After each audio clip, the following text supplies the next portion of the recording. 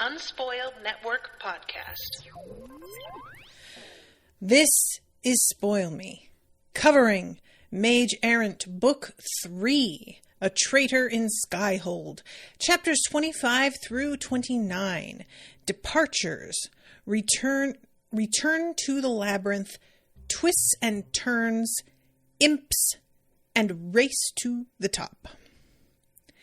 In these chapters, our friends are left watching as every authority figure available, except for Artur, just leaves. Just fucking they have things to do. And they go, leaving them to face the labyrinth by themselves. And it's a pretty uncomfortable position. When Rashawn asked in Harry Potter, where are the adults? There wasn't as good an answer as there is in this section. Welcome to Spoil Me.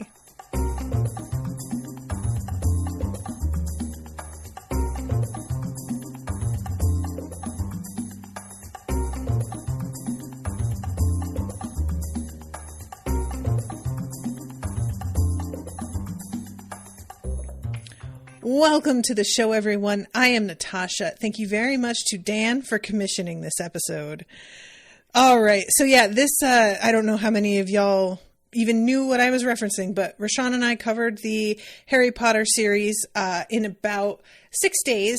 All of the Harry Potter episodes are going to be going private for patrons only because of reasons, which are mostly because JKR is a piece of shit.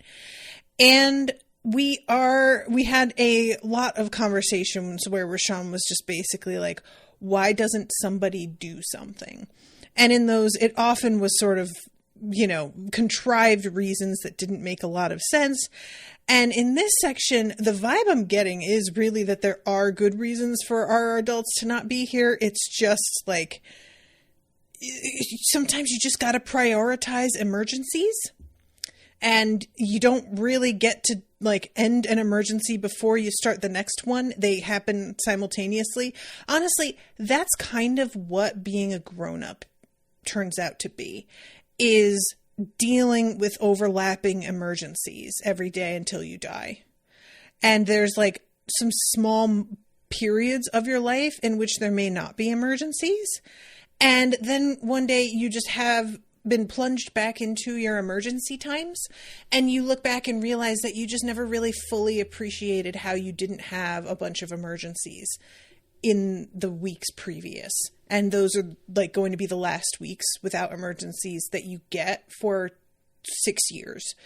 So that's my take. Dan in the chat, well, that's a cheery way to think about adulthood. Look, that's the thing. It can be true, and it can also be part of what makes the good times beautiful. And even in the midst of emergencies, there can be moments of light and joy and good things happening. But it's really, for most of us, that's how the world is, especially if you happen to live in a country that doesn't care about you. Getting sick or losing your home, somebody doubles your rent. There's just a lot of things that are out of our control, and it doesn't have to be this way, but here we are. I hope that everybody is ready for every episode I ever do to end with me saying, fuck capitalism, it doesn't have to be this way, because I'm just in this headspace right now. Spoilers, guys. I am thinking about, I was going to cover Cradle after I finished, Rashawn and I are on Raybearer. We're going to wrap up Ted Lasso after we're done with Raybearer because it's coming back in a few days.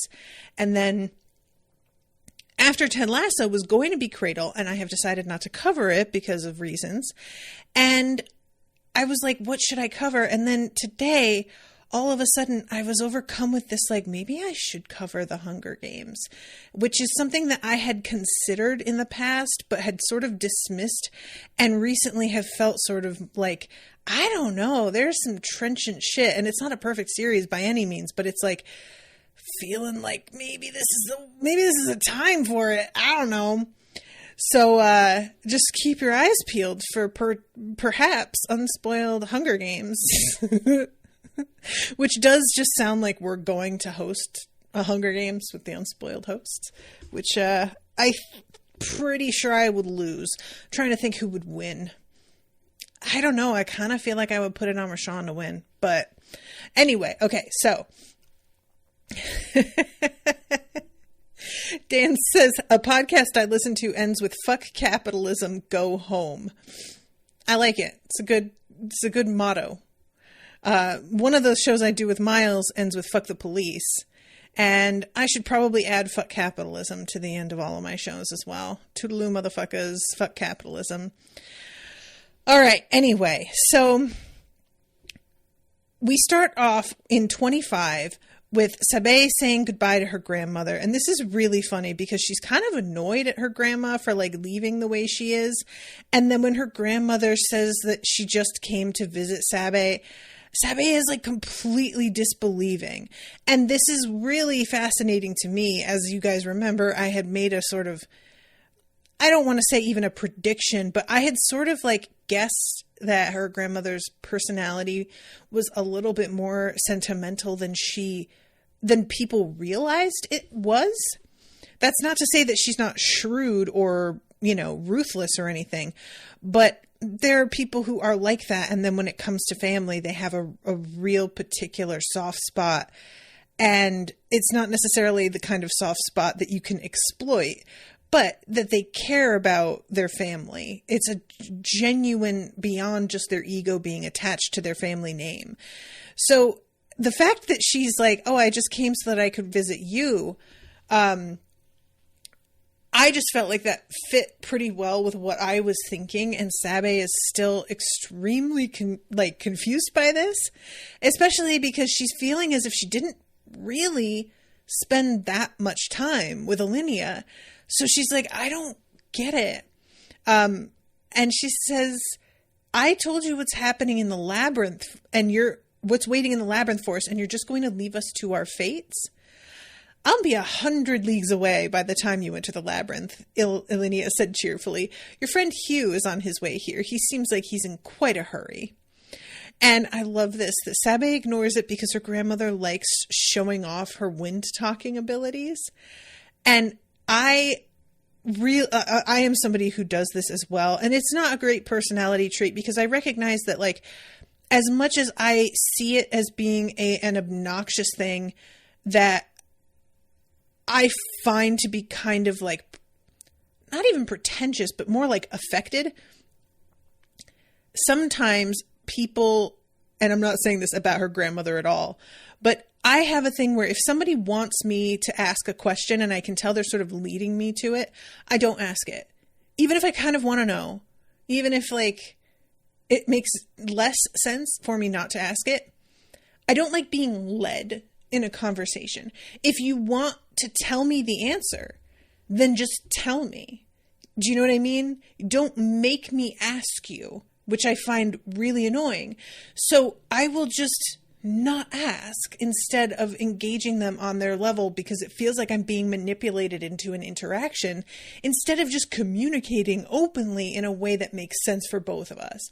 So her just being like, I'm not even addressing that. I was like, honestly, I would probably be the exact same way if somebody just kept dropping in like, oh, I can see such and such is happening. I would be like, oh, wow, that's really fascinating, and just not actually respond to it at all.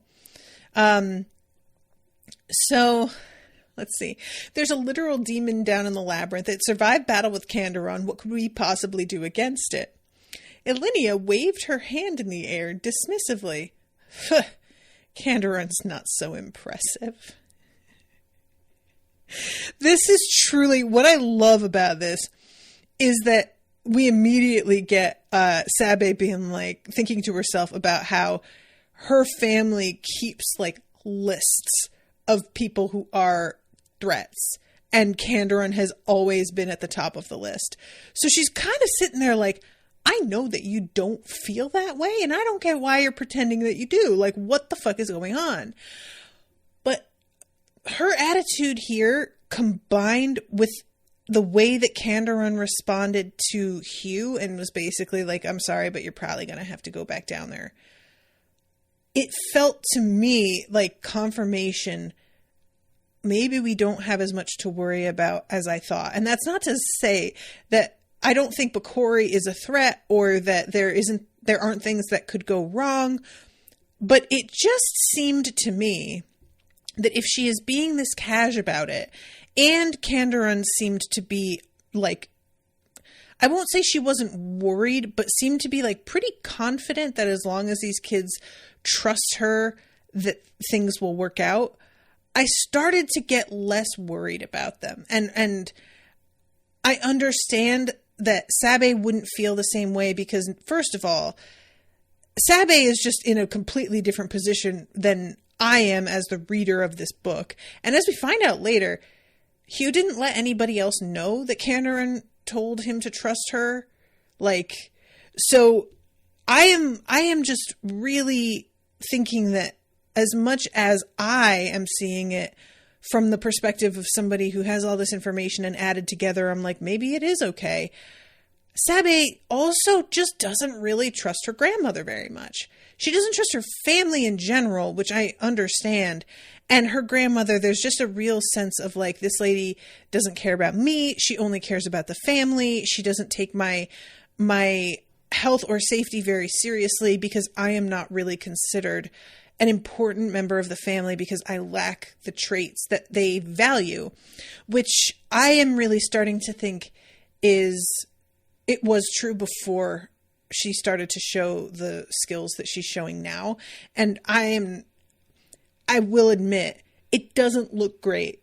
Even if it seems like her grandmother values her now, that maybe that only happened because she has learned some new things and things are changing for her. Like if she had stayed unable to do any of the like weather stuff that she has learned to make work at short range, maybe it would never have been like this with her grandmother. So, okay, fair. Like there's a very valid reason to be angry about that.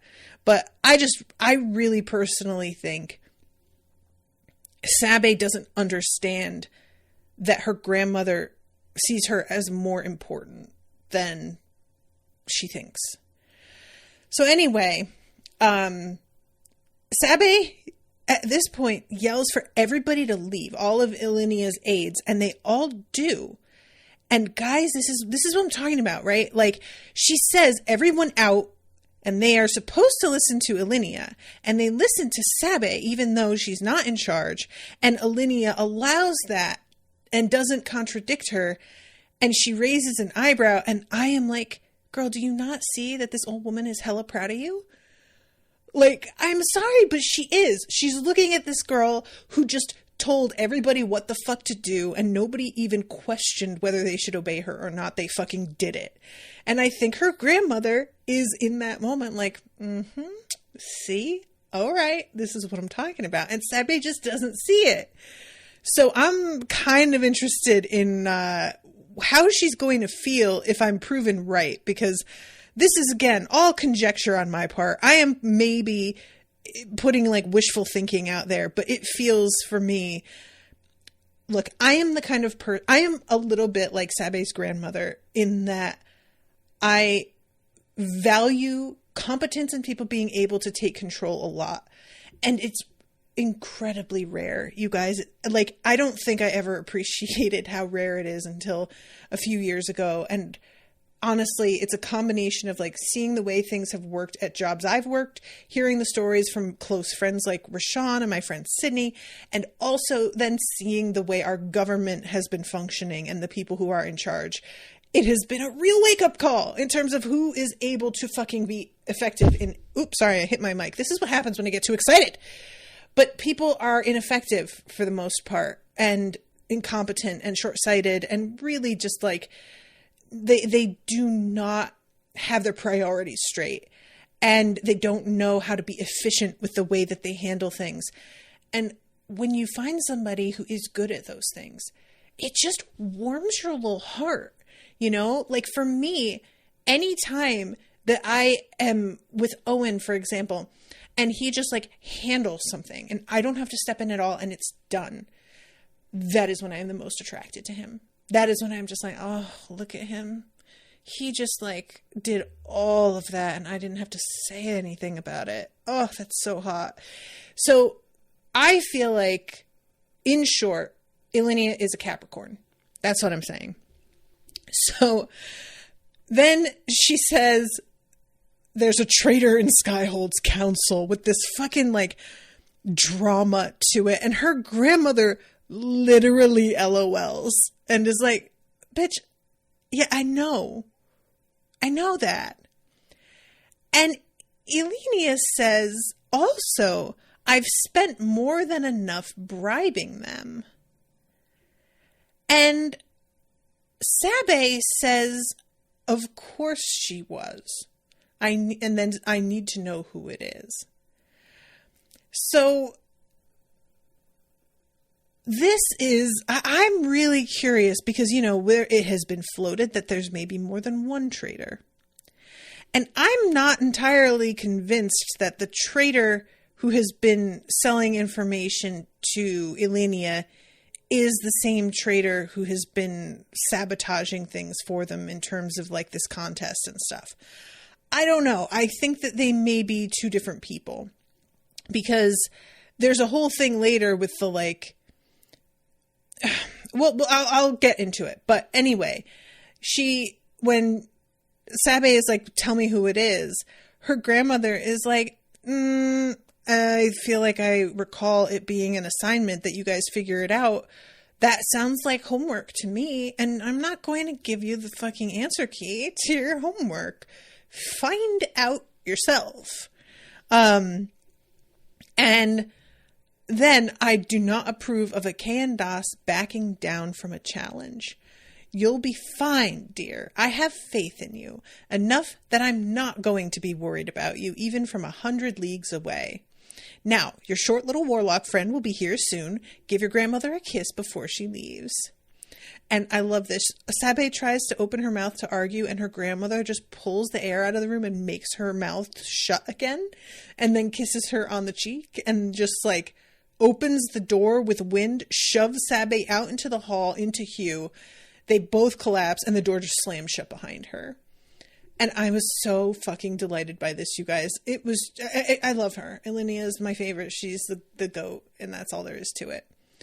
So when she runs into Hugh, he says, I figured out who the traitor is. And then we go to Godric and Talia, who are being like, Talia is being dragged by her hair by his spell book. Because Hugh had given it an order to bring Talia and Godric. And honestly, I think it makes a lot of sense that Godric would have just come along while Talia would resist. And the book would have no choice but to pull her by her hair. Because Talia, frankly, just doesn't want to ever do what she's told. She's like me in that way. Where it's just like the fucking fact that you asked me to makes me go, no, I'm not gonna. Even if it was something I fully planned on doing. So they're like, oh, we have to go speak about this in privacy. And they go back to Hugh's room, and fucking Ava is in his room, and she has been going through all of these documents about the traitor and what's going on. And Talia is pissed. And honestly, as much as I know a lot of that like anger is coming from a place of either jealousy or just protectiveness, and I know it's not like wholly valid, there was a big part of me that felt like she was in the right, because this was very, very careless. Like, yeah, he's got wards, but there's just, I don't feel like you ever want to rely entirely on that. Put your shit away, man. Like, just be smart about it, you know? So Ava is trying to defend Hugh because Talia is calling Hugh an idiot. And I kind of enjoy the fact that Ava is so willing to take on responsibility for what she did that she's like making herself look worse if she can. Appreciate you, Ava, on that front. And Sabe, it's not that we don't like you, it's that we're literally not allowed to share them.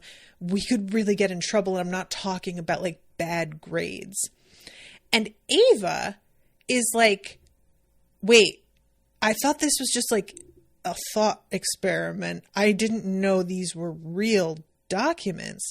Who the fuck is putting you guys in the position where you have to find a real traitor on a council full of adults? That doesn't make any sense. That's super dangerous. And I love this so much. We can handle ourselves just fine. I've seen you go up against Anders in training, Ava snapped back, and you sure can't handle him. What's he going to do if he finds out you know he's selling out Skyhold? The room got quiet as everyone stared at Ava. Anders isn't the traitor, Hugh said. Of course he is, Ava insisted. And she says, haven't you ever wondered how he can afford all of that silk? And Sabi's like, well, he's from the biggest silk supplier on the continent. And Ava's like, fucking, and? What do you think, just being from somewhere means that they give you shit free? That's not how any of that works. And he's not wearing, like, low-quality shit. He has really expensive silk. And each one of his outfits is worth about as much as, like, a small sand ship. And I alone have seen at least 3 of those outfits. There is just absolutely no way he can afford what he's wearing all the time with all of the intricacies and the embroidery and whatnot. And this is when Sabe says, and I have a few suspicions where the money came from. And that's when I'm like, okay, yeah, I feel like this is a whole other traitor. So then we have Talia fucking gloating. I told you it was Anders, but rightfully, Sabe is like, you told me it was Anders because of the stupid books you read, which is not the same as like figuring out what was going on. And that is 100% valid. Personally, as somebody who often will be like, ha, I knew that was the bad guy in like any given mystery, I have to sort of stop and remind myself that I just did it based on tropes and it's absolutely nothing. Like, I had no evidence. If you had asked me why like they did it or any, I'd have no answer for you. And then Hugh says it's not Anders though, but if it is, it's not just him. And I was so pissed because you guys, Hugh says Rhodes sort of accidentally figured it out. It's Rutless. Rhodes mentioned something when he cornered me earlier, that part of why he treated me the way he did was because I never could have afforded Skyhold's attendance on my own.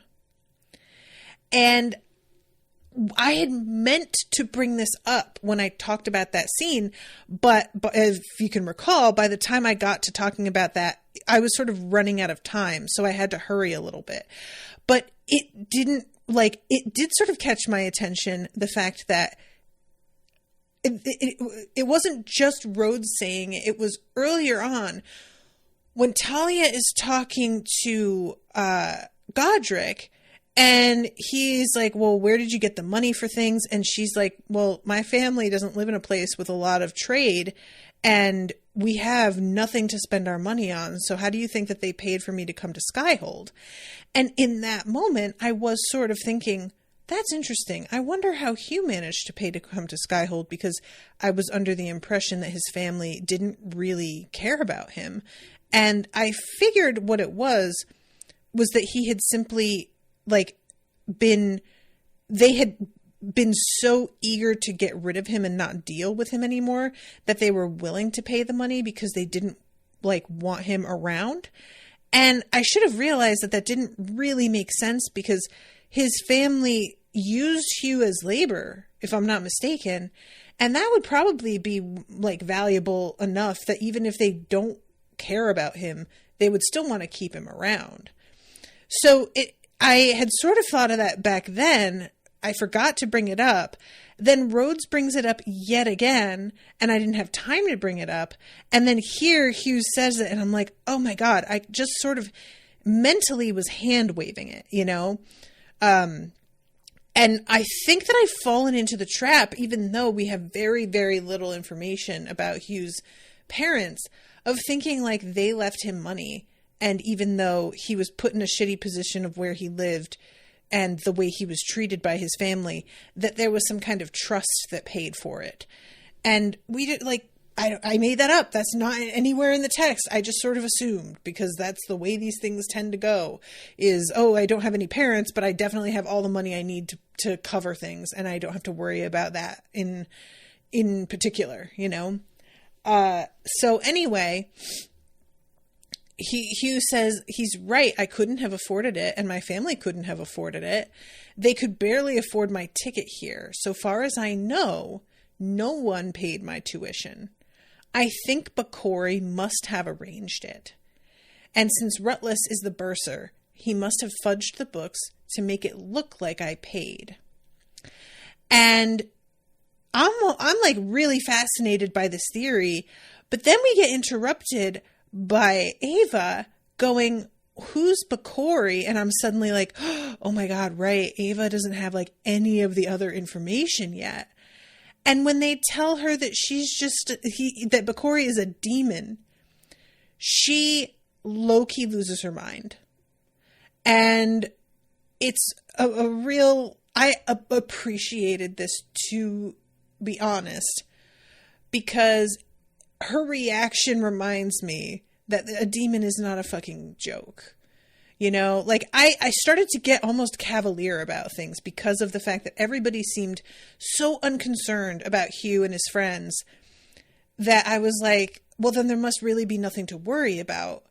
And the way that Ava reacts here, it's not like I didn't immediately change my tune, because I just sort of was thinking, well, Ava doesn't understand all of the contingencies in place, just like I don't. So she's getting upset in a way that isn't actually necessary or valid, I guess. But it was a good reminder that, like, demons are not something that are just around.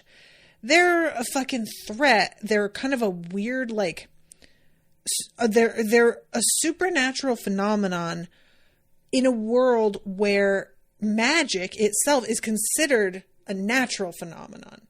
So, like, demons are extra crazy, really. And I kind of forget that. So Sabe is like watching Ava, who goes totally pale and begins to freak out. Godric chimes in and is like, even if it is Rutless, it might have been one of his underlings, by the way. We don't even know if it was him specifically. But to be honest, anybody, like, there's so many different departments that have connections to the bookkeeping and stuff, that saying it's Rutless specifically is not necessarily true. Like, the buck doesn't stop with him. And Ava keeps chiming in, wait, there's really a demon below Skyhold? Talia isn't just messing with me because she doesn't like me? And I felt bad for her on that. Like, I know that Talia makes no bones about being very open with her feelings, but I felt a little bit sad realizing that, like, of course Ava must be perfectly aware of the way Talia sees her. I mean, we had Talia looking over her date's shoulder at the winter dance and just glaring at Ava the whole time. And I wonder what Ava thinks is going on. Does she think that Talia is in love with Hugh? Like, I mean, I would think that. I would have to. Like, what other explanation would there be? So, Midsummer is in 2 days. We need to get this information to Kandaron now. That might be a bit of a problem. Kandaron and over half the full council just left Skyhold a couple of hours ago. Apparently, some giant volcanic elemental is waking up in the Skyreach range, and it's going to take that many mages to put it back to sleep. And I was sort of suspicious of this story right away. I'm not saying that's not happening, but a part of me was like, did something wake it up to distract them and get them to leave? Are they saying that's something that's going on when in fact they left for other reasons? Like, there's all kinds of things to this. Either they're leaving on purpose so that our friends are left alone, or somebody is trying to get them to leave so that our friends are left alone. And if they're leaving on purpose, that feels a lot better, because that means that there is there's something happening that they are in control of. But if somebody's fucking punking them, I hate it. So, We we then go to everybody like kind of, well, how is it that absolutely nobody is around who can help? Ava herself is just like, I can't fucking believe that they left you guys with this job and literally every person who is supposed to be supporting you through all of it is outside of reach and not able to help. And let's see, I'm trying to find this spot.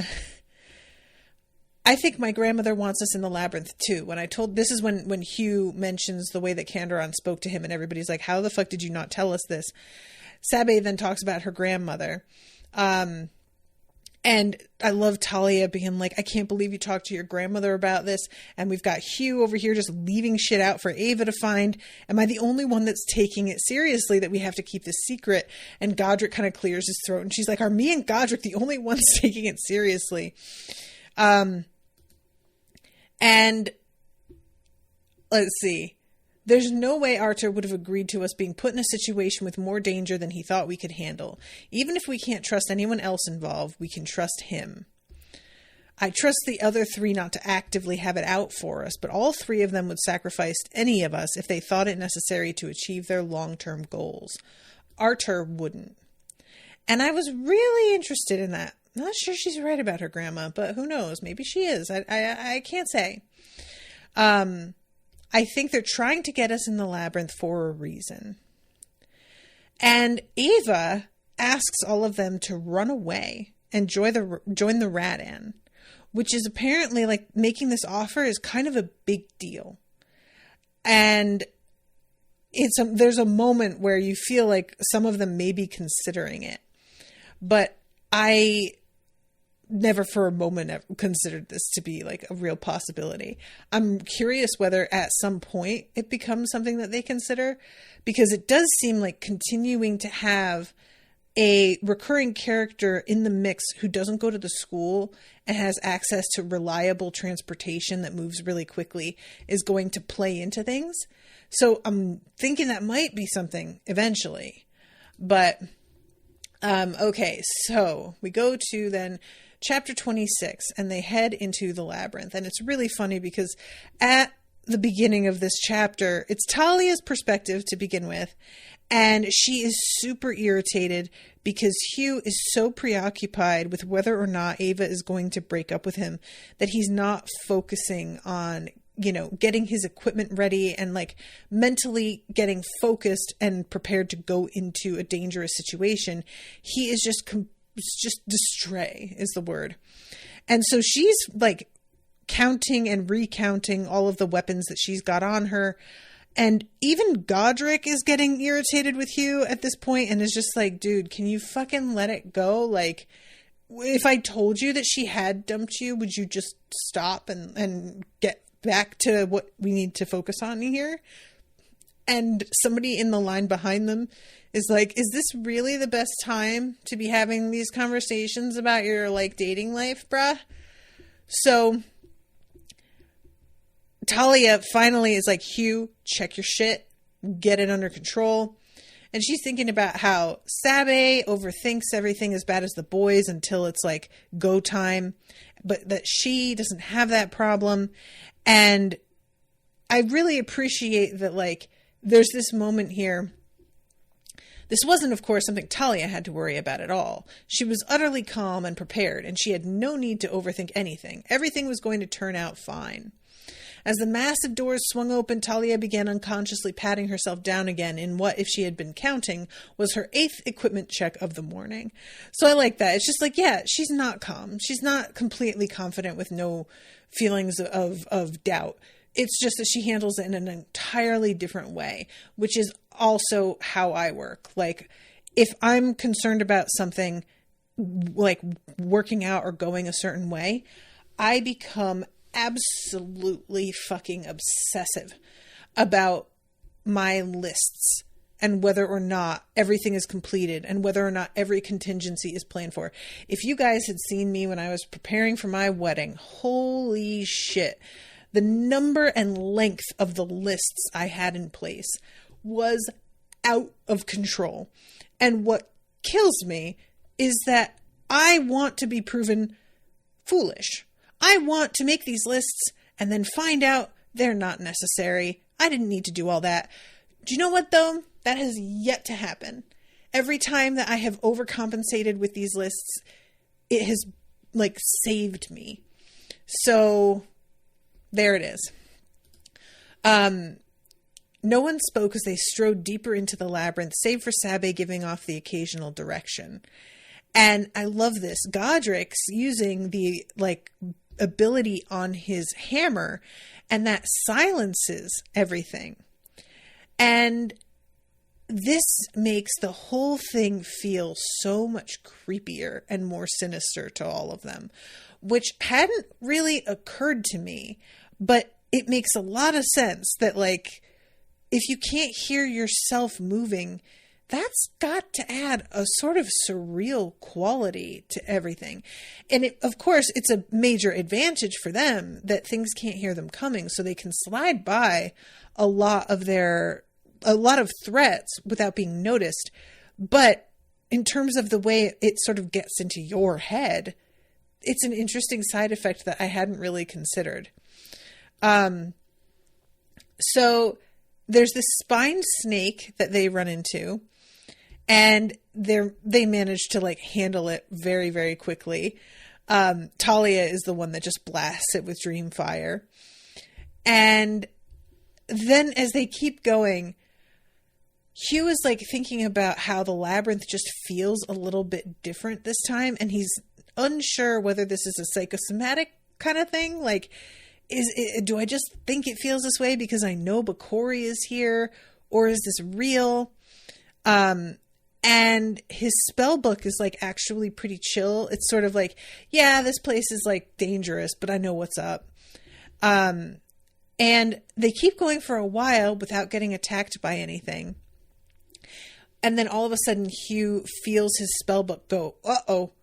And they all come to a stop. And he finds these spell forms on the floor that's, like, under a layer of dust. It wouldn't have killed us, but it would have hurt. It would have temporarily altered gravity, so the way we just came from was down, would have slammed us into that wall hard.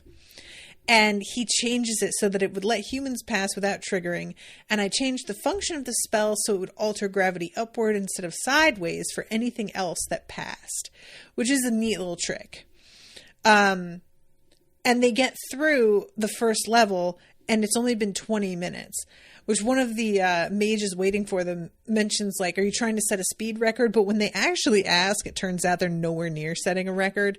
And the fastest anybody got through was 4.5 minutes because they were all mages who could fly. So they managed to just, like, speed over the heads of the monsters they encountered, which caused the monsters to basically chase them all the way to this point.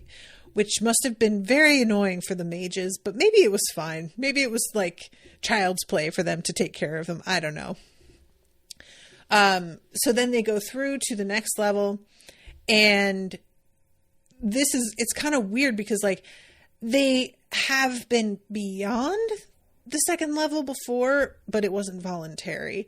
So they're, like, in an area that they know is more dangerous, but they've seen worse, technically. But at the same time, like, everything just feels different now. You know, the stakes of everything feel so different.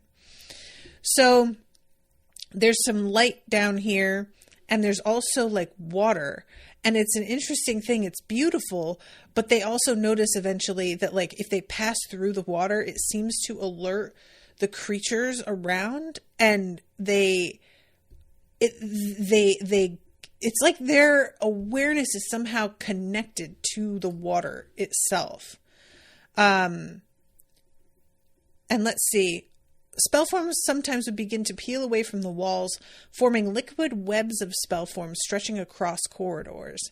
They would reform when you pass through them, leaving you just a little wetter, but the monsters on this floor seemed to be able to sense when you did so, so it was best not to walk through them. There were also deep pools of water in many of the intersections, as well as even larger caverns with pools approaching the size of lakes. Dangerous creatures often dwelled within them, so apprentices were advised to stay away, but many other explorers and mages specifically sought them out. This floor was where items of real value started to be regularly found. So I just thought this was neat. I like the idea of like... I'm not trying to be disrespectful here, but it's going to sound like it. I like the idea of like different levels of the labyrinth being like Mario. You know, we've got our underwater levels. We've got just different terrains in the different levels. And it doesn't have to be this way every time, but I wouldn't be mad at it if it was like, oh, okay, this is the desert level. This is the forest level. Or we could have like some of it be natural, but others of it be unnatural. Like we've got our water level here, and then the next level is our robot level. Like, I don't know, but I would be fine with it. So they found the current in the spell forms easy enough, following them down the tunnels. The light was dim, and Sabe was relying on her water affinity sense as much as her vision. So eventually, they see this really weird, like, school of fish. It's so cool. And there is, at first, only a few, and then there turns out to be a whole lot of them coming. And Sabe initially is like tempted to use her water armor, and then is like, yo, maybe using the like element for my armor that these things live in is not an awesome plan.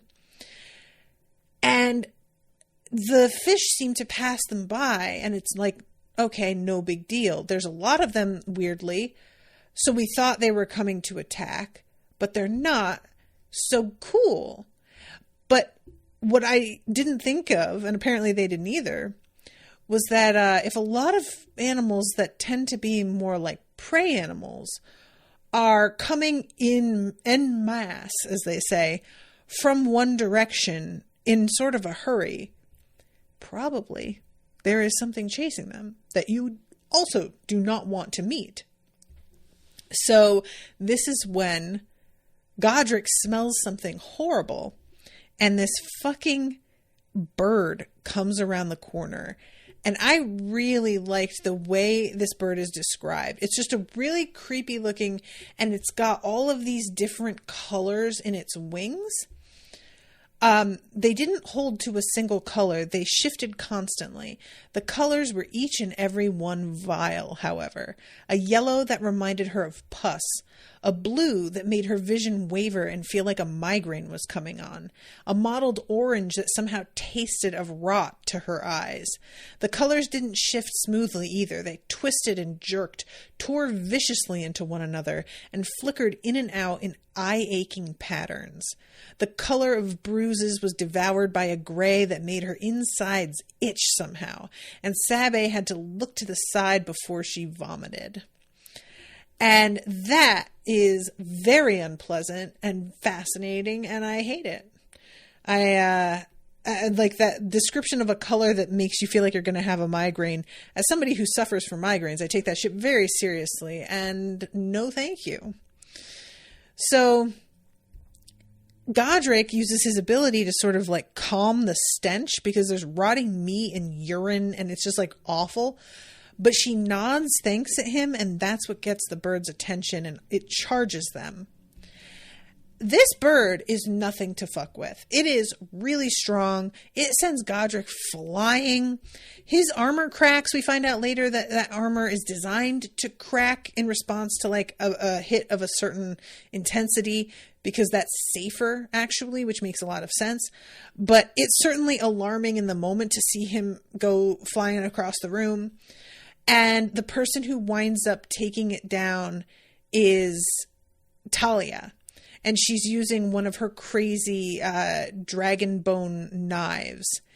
And it is a real moment. Like, there's... The back of the bird was charred to a crisp where Talia had dropped from the ceiling and stabbed it. Talia, apparently deciding she wanted to be sure it was dead, stabbed it again.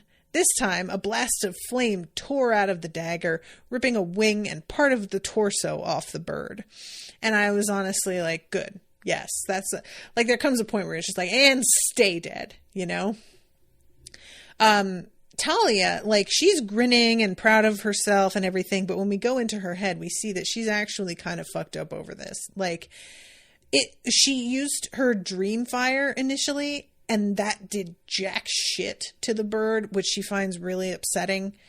And the whole thing was just an exercise in feeling helpless for a moment, which she knows is going to happen. And it's something she's experienced before, but it's really difficult for her to cope with, which makes a lot of sense that she would have as many weapons as she does. Like, this is somebody who wants to be able to handle situations and feels very responsible for her friends in a way that's like maybe almost taking it too far. So the fact that she like overarms herself, you could look at it as somebody who just really likes destruction and battle, or you could look at it as somebody who has a lot of fear and is, I was going to say overcompensating, but that's not. Overcompensating feels like it's suggesting that those threats are not real. They are real, and maybe just like over preparing. But again, is it over preparing? Maybe it's not. Like, so I just think that's an interesting aspect to her personality. Is like, yeah, we know that she is somebody who has seen battle before. She has killed people before. Her family takes battle very seriously, and so does she. It's not a like cute personality quirk. This is real to her, and watching her friends be in trouble and hurt bothers her. This isn't just her wanting to steal glory and be a badass. The consequences of not succeeding in fights is that she loses people she cares about, you know? So I really understand this feeling of like, I'm glad that I managed to take it down, but that was way harder than it should have been. And that really freaks me out, you know? And everybody is just sort of like, that bird is way more powerful than it should have been for the fucking second level. Like, that doesn't make any sense. And she's also thinking about how she, yes, successfully used that knife, but she also has to wear like protective clothing because of the heat that it gives off. And that's not awesome. Like, having to wear protective stuff, it's just an extra step. What if she doesn't have that stuff on and something attacks her and she has to pull whatever she's got? Like, that's a real, you know, that's a real sort of chink in the armor there.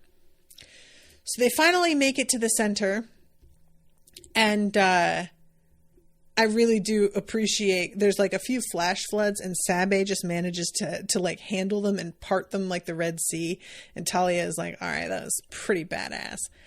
And they run into Artur, who is just like not acting like he is particularly worried about them either. And Talia has a moment of like, did Bakori fuck with his head? Is that possible?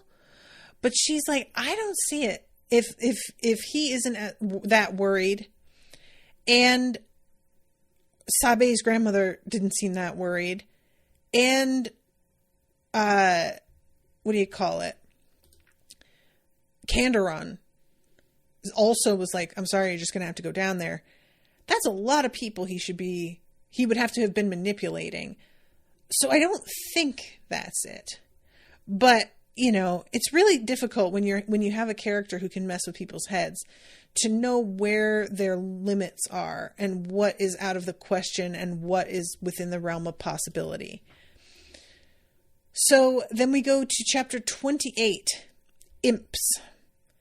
And this is, they're heading back from the second level, and they run into one imp that is just sitting there chilling.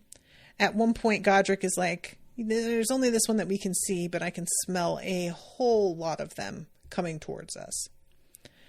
So this imp is speaking in Bakori's voice. And this bitch is just so chatty. It really is. It's just like, well.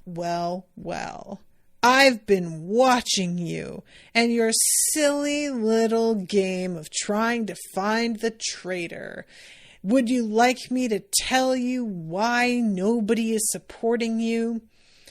And Sabe is like, even if you told us, I'm not going to believe jack shit comes out of your mouth. And he's like, I am not going to say that I don't lie, because sure, I lie. But most of the time, telling the truth is a lot more effective, because the truth tends to be more fucked up and upsetting, to be honest. So, I hate to break it to you, but nobody who matters actually cares about this investigation. They're all focused on other shit that's a lot more important. And Talia says, Alustin wouldn't have spent this much time and effort on us if he didn't care. To which Bakori is like, bitch, did you fucking listen to me? Did I say he doesn't care about you? No. What I said was, if you recall, referring to the minutes, that they don't care about this little project that you've been sent on, which makes sense because when they come to Alustin with their theory on who, like, the traitor definitely isn't, he's like, oh, good, you guys got to this conclusion too. It's obviously, to a point, an exercise for them more than they really, like, are willing to admit to themselves, even though it's been made somewhat clear multiple times now.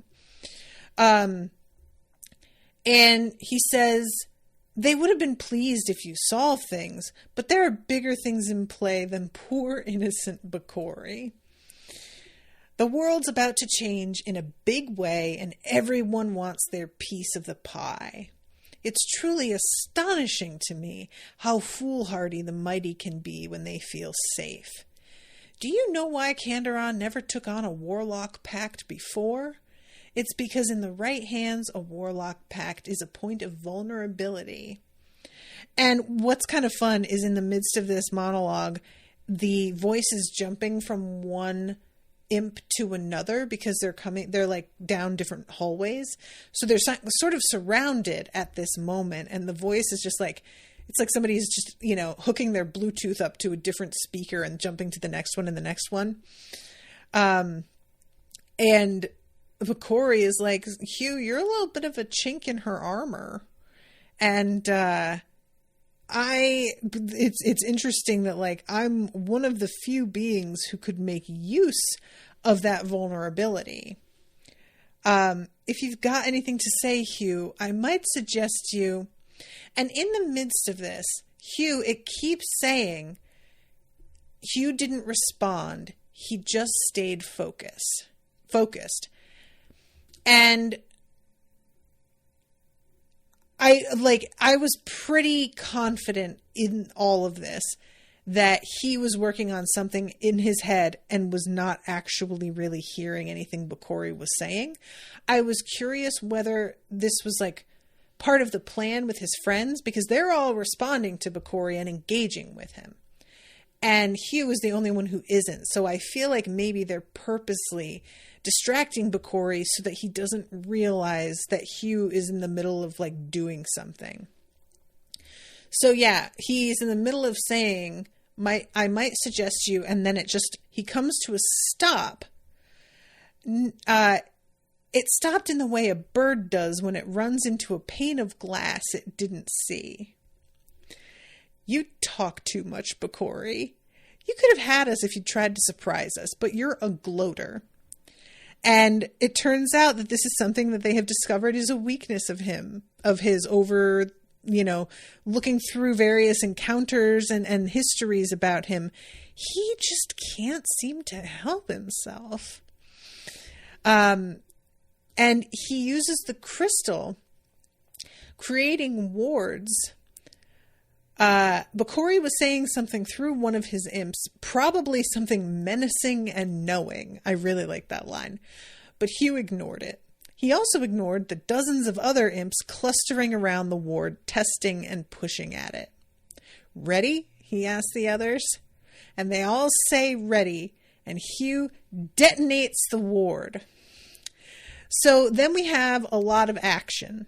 And I really enjoy when we go into chapter 29, we're in Godric's POV for a minute, and he's thinking about how much he enjoys watching Hugh work and how his ward crafting skills have just become exponentially more impressive, and how Hugh doesn't like take any shortcuts or do anything half-assed. He is meticulous with the way that he handles like setting everything up, and really like works on contingencies and dotting every I, and then how much fun it is to see him detonate the ward, because it's a completely different beast. One of them is about being meticulous and setup, and one of them is just like pure destruction. And Godric thinks about how that's his Talia side coming out, which was very cute. The physical part of the ward exploded a fraction of a second before the magical part. There were, Godric was sure, more precise names he would use for them. Shards of stone and crystal spell forms blasted out of the ground and into the air around the four of them, and a fraction of a second later the shards were met by an expanding wave of force that sent them blasting out into the ranks of imps. The imps that weren't shredded immediately were sent hurtling back by the blast, splatting against the walls, floor, and ceiling. Talia was laughing maniacally next to him, which is just wonderful. So then they begin to run. And we go back into Hugh's head here. And Hugh is like, all right, that was pretty fucking dope. I can't lie. I pulled that off. And he's also really glad that even though he doesn't like match his friends in terms of like most combat stuff, that they're on his side, because they are really fucking lethal. And we get descriptions of all of them engaging in, their various fight styles. I do not have time to get into each one of them, but it is fun. Hugh had just started to feel like things were going their way when the first of the bigger imps started arriving. And I was just like, oh no.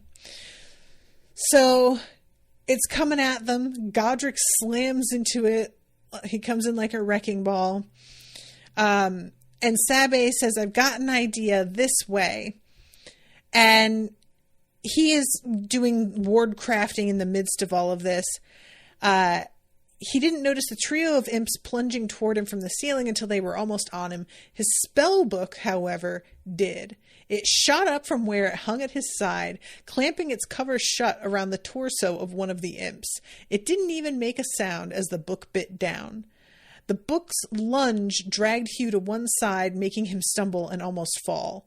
This pulled him out of the way of one of the other imps, which hit the ground and rolled. The third, however, landed on Hugh's shoulder and immediately bit down. And I was like, oh, that sucks. And apparently there's something in their like saliva that makes it burn, which extra sucks. So he has set up this ward. Each of them burst into flames the instant they passed through. It wasn't enough to kill them immediately, but all of them dropped to the ground screaming in pain.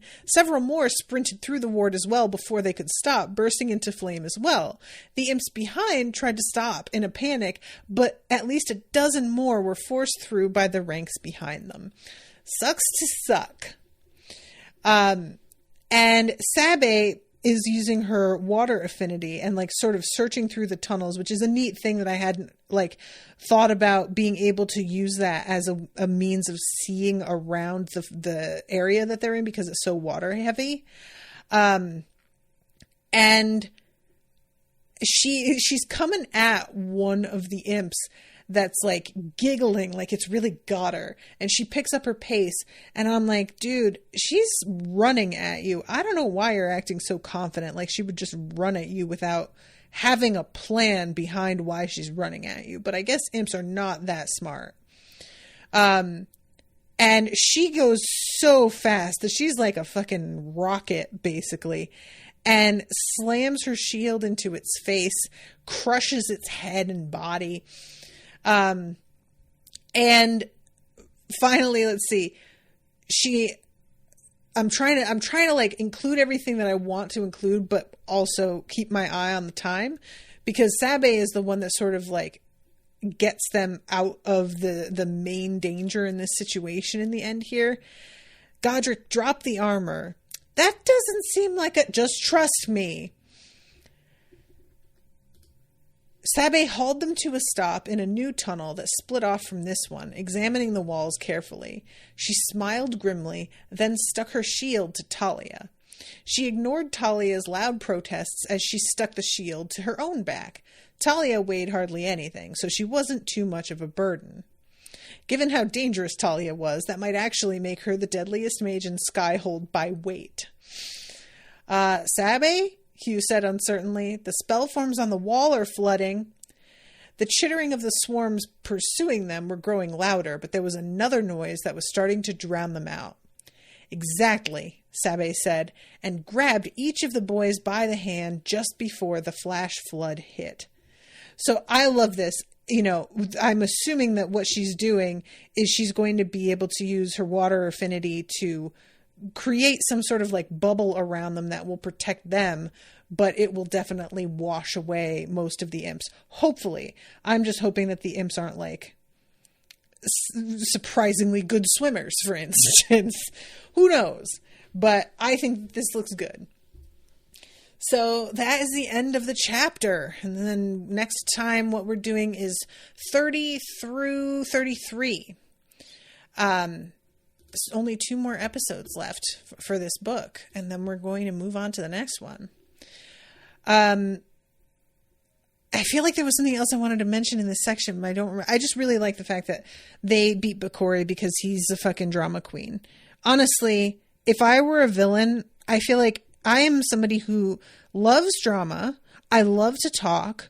I love having the upper hand. I'm very like, I have a terrible tendency towards smugness.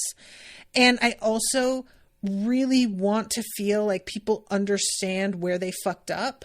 So I feel if I were a villain, this would be an absolute danger for me. I would definitely like tend towards monologuing. And I don't love that about myself, but we have to recognize our own shortcomings and be honest about them if we want to improve or change or just see ourselves in the cold light of reality. All right, guys, I am going to wrap up. Dan says, was that 29? It wasn't it? You're right, Dan. Did I stop reading too short? That was the end of 29. The flash flood hit. And then, yeah, that's Race to the Top. Just before the flash flood hit is the last page. And then the next chapter starts, chapter 30, Out of the Labyrinth. Yeah. Okay, you got me scared for a second. I was like, I was so sure. But yes. Okay, good. All right, everybody. I will see you next week with a new episode. Until then, toodaloo, motherfuckers.